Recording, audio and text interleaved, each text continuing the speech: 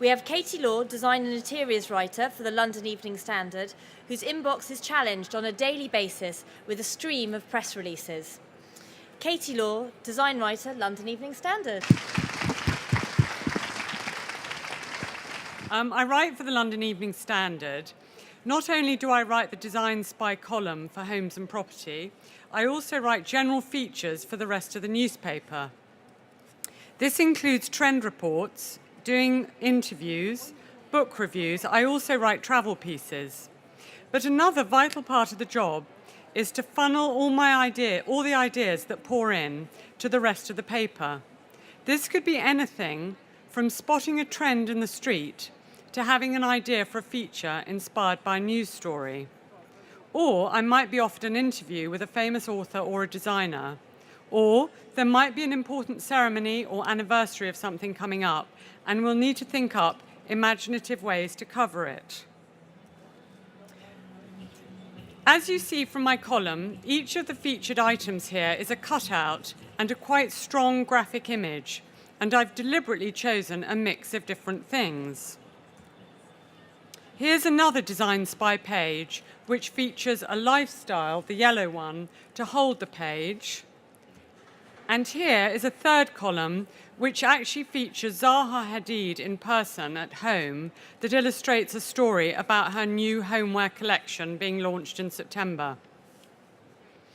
The turnaround at the Evening Standard is incredibly quick, with tight deadlines and a finely tuned production process. From the moment the finished written copy is sent down from one end each morning to the moment the physical newspapers start coming out of the machine, printed and ready to get packed into vans, takes about between 35 and 50 minutes. Over 900,000 copies of the newspaper are printed every day, so speed and efficiency are everything, and to miss a deadline is an absolute cardinal sin. So you can see why so many journalists may appear to have the concentration of a flea. It's not just that companies like the Standard employ fewer staff to do the same amount of work than they used to. We're also expected to communicate and inform ourselves through social media that extends far beyond just reading other papers or listening to the news. We, like all of you, operate in the world of Twitter, blogging, Facebook, Instagram, Pinterest boards, and much more. I personally find all of that quite mind-boggling, but I do know that if I gave every piece of information that comes my way more than just a few seconds, I would never manage to get a word written. Every day, it's vital that I sift through my posts and emails as rapidly as I can and pull out what's good. I'd say I get sent between 150 to 200 emails a day, which range in importance from a "please do this now" from the editor to a completely random and irrelevant press release. Most fall somewhere in between. Many are press releases from designers or companies telling me about their new product, and of those, a handful will tell me something interesting I'll want to follow up. If I sound ungrateful, I don't mean to. My job hugely relies on getting these press releases. We need the information as much as you need the coverage. To scan my emails with maximum efficiency, I use a preview pane on one side so I can see the sender's name, the subject header, and the first few lines. Then I'll start to hit the delete button, basically holding it down as I work my way down the sidebar. Within a few minutes, I'll aim to have binned 98% of the press releases without even opening them, let alone reading them. The ones I keep will be because of something that catches my eye. The name of an interesting company, the announcement of a flagship store opening, a big-name designer, or there might be just a good graphic or a strong, colourful image of something I like. It might be a name or a logo I like the look of. Literally anything that catches my eye and delivers the requisite information in seconds. So here's one that I've got up here that instantly caught my eye with its strong colours and clear shots. I wanted to know more, what this company was, where they were, and what they were selling. Here's one. I don't know how easily you can see it, but roughly speaking, it was obvious from reading the first few lines that it had been generically sent out, and I was going to have to open the attachments at the top if I wanted to know more, if I wanted to see the image. Could I be bothered? Maybe yes, maybe no. It would have depended on how busy I was. I might well have just binned it. So how are you going to stop me, or any other journalist, pressing the delete button when we get to yours? I'm going to talk through the main areas and show you examples of what I consider to be good, bad, and downright awful press releases I've recently received. I hope they'll help illustrate my point. But before I do, I just want to touch on a question that lots of designers with new businesses ask me. Should you do your own press, or should you go to a professional? Some of you believe, and I do have sympathy, that while you may be good at designing, you don't know how to market yourselves. You may have the best product in the world, but if you don't market yourself properly, you're unlikely to get prominent or sustained coverage. My response is that professional PRs tend to charge an arm and a leg. Some are really good, some are simply terrible. But if you're a one-man band, I'd say it's crazy to spend money you probably don't have going to an expensive agency. Better to spend the money on other things, which I'll come to, and do it yourself. Yes, it requires effort and focus, but successfully marketing yourself is well within your reach. This is an example of everything that's wrong with a press release.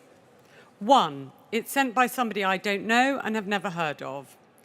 2, it's clearly a blanket email that's been sent out to a mailing list where the sender hasn't even bothered to check the names of the recipients. 3, I have no idea who this PR company's clients are. 4, they're asking me to make the effort to email them back and tell them what I'm working on. Why would I do that? It was straight in the bin. You must know your target publication, website, blogger, whoever it is you want to get the press from. Who are you trying to reach? What coverage do you hope to get from them? Where do you want to appear? Where will your product fit on the page? If you haven't already worked these things out, you need to get Googling. Look at all of them. If they're magazines, go out and buy them. Spend time working out where is right for you and your product. Then look at what sort of images they use and what information they need. Make a list of where you want to appear. Find out their lead times. Glossy magazines usually need between 3 and 4 months. Online can turn things around pretty instantly. At the Standard, it's about a week, depending on our schedules. Writing your own press release. Are you daunted at the prospect? Don't be. The best way to get your message across is with absolute clarity of information and good, clear photography. It may seem obvious, but sloppy wording, typos, and poor grammar are all inexcusable. There are spell check programs. Use them or get some help from a friend. Make sure the release will fit onto a single page or the online equivalent of a sheet of A4 paper. No one has time to read reams. Get straight to the point. What is it? How's it made? Who's it made by? Where is it made? Where does it come from? What is it made from? Does it come in lots of colours? If so, how many? Which colours? Where can we buy it? How much is it? And who do we email or telephone to get more information and pictures? Photography. As I hope I've already made clear, good imagery ultimately is everything. Like a top news story or an online dating profile, we're all drawn to the image first and to the word second. And I'm perplexed in this day and age when someone sends me a poor picture. A decent image delivers instant information in the way nothing else can. I loved this press release. It's from the Natural History Museum. Here's just one thing. It's easy to read, and all the information you would want about it is on the page. It's an exemplary press release. You may only make one thing, or 20 or 100. Get it or them photographed in a way that looks professional. And if you don't, or you're not a dab hand yourself, find a friend who is, or get a pro. This is the one area where I'd spend the money. I can't emphasize how important good photography is. And when you get it done, do make sure you get a mix of cutout and of lifestyle images. It slightly depends, of course, what kind of designer you are. Objects like lamps, cushions, textiles, ceramics, and so on are really brought to life with a bit of styling, and some publications love to use lifestyles or cameo lifestyles, while others only ever use cutouts. So get both, and when you're compiling your target list, make a note of who uses what. This is a great company, Clarissa Hulse, and I think these are great lifestyle pictures. But when I requested cutouts to write a story about these two new bed linen ranges, I was told the company didn't do cutouts. The result was that it went straight into the bin.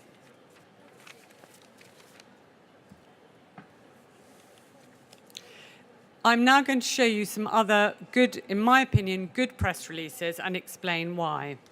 This yellow theme, it's fun and it's informative, a mix of things, and one clue is that strong, bright colours always look better on the page than white, grey or neutral, which is obviously a problem if, for example, you just make wooden furniture. But in general, it's a real clue for magazines. They love colour. And in fact, if you're pushing yourself forward for something and you want to be photographed, again, colour always stands out on the page. It's an absolute sure recipe for success. This is a tropical release, which I find very inspiring. It might have made me think, oh yes, tropical. Perhaps it's time for a tropical trends feature. And here, this is one which, again, it might be quite difficult for you to see. They are small thumbnails, but it's from Farrow & Ball, and it's got some really imaginative lifestyle images, which illustrates the colours of the paint. Because when you think about it, if what you're doing is just producing paint, that can be pretty difficult to illustrate. It's clever, and I imagine the images will be well used by the press. This is the Commonwealth Tartan press release. You get a great little story here about the 15-year-old schoolboy who won the design competition against thousands of others. I'd be absolutely amazed if somebody didn't follow that up. Again, everything you want to whet your appetite is on this press release. Lastly, here's an interesting story about textile designers Bluebell Gray going into ceramic tableware. All the information I actually need is on this press release, apart from the high-res cut-out images that I would want to use.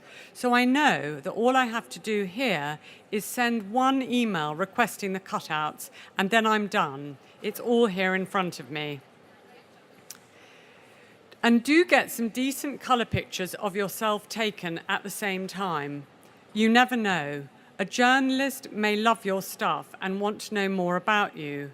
They may even suggest a profile. I often do.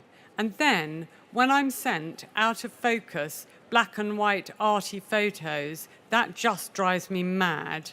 What works well is something taken of you in your studio, perhaps at work with your product. Make an effort to look as good as you can. Promote yourself as well as what you are making. Once you've been contacted by a journalist, say for imagery or more information, what's the best way of sending it? There are so many ways now, and everyone has their own preferences, whether it's CDs, zip files, WeTransfer, and so on. So I'm not going to dictate one method now. Personally, I like a simple, nice JPEG.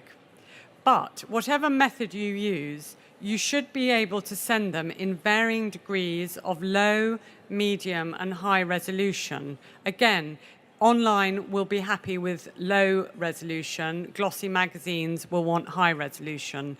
You need to be able to have them all at your fingertips. Finally, do respond to journalists as a matter of urgency. It may sound ridiculous, but when I email a designer because I want to feature their product and I don't hear back from them within 24 hours, I will often drop them and move on. Even if you can't get the journalist what they want straight away, just make sure you or someone in your absence can respond and acknowledge their email. Never forget that for every one of you, there are 100 others out there with products, press releases, and pictures ready to send at the drop of a hat. It's often why the big companies end up getting so much more coverage, because they have the budgets and the manpower, which is a shame, really, because they're the ones who need it least. It's such a pleasure for me to help a talented new designer get exposure, and so rewarding then to see their work taking off. But for us to help you, you need to help us.